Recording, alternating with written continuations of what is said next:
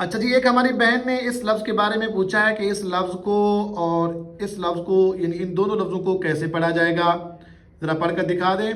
तो जी मैं बिल्कुल पढ़कर सुना देता हूँ। तमाम मुसलमानों से गुजारिश है कि आप वीडियो को लाजमी तौर पे लाइक करें, आगे रिपोस्ट करें, ताकि आपके साथ साथ दूसरे मुसलमान भी इससे फ़ायदा हासिल करें।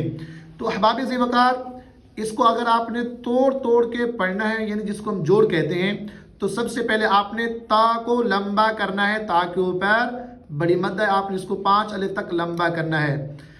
ताइबातिन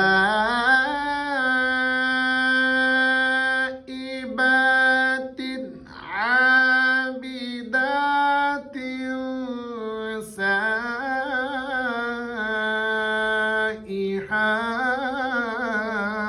अच्छा जी, एक हमारी बहन ने इस लफ्ज़ के बारे में पूछा है कि इस लफ्ज़ को और इस लफ्ज़ को यानी इन दोनों लफ्ज़ों को कैसे पढ़ा जाएगा, ज़रा पढ़कर दिखा दें।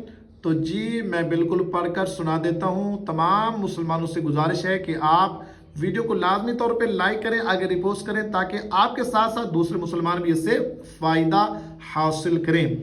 तो अहबाब ज़ी वक़ार, इसको अगर आपने तोड़ तोड़ के पढ़ना है, यानी जिसको हम जोड़ कहते हैं, तो सबसे पहले आपने ता को लंबा करना है। ता के ऊपर बड़ी मद है, आपने इसको 5 अलिफ तक लंबा करना है।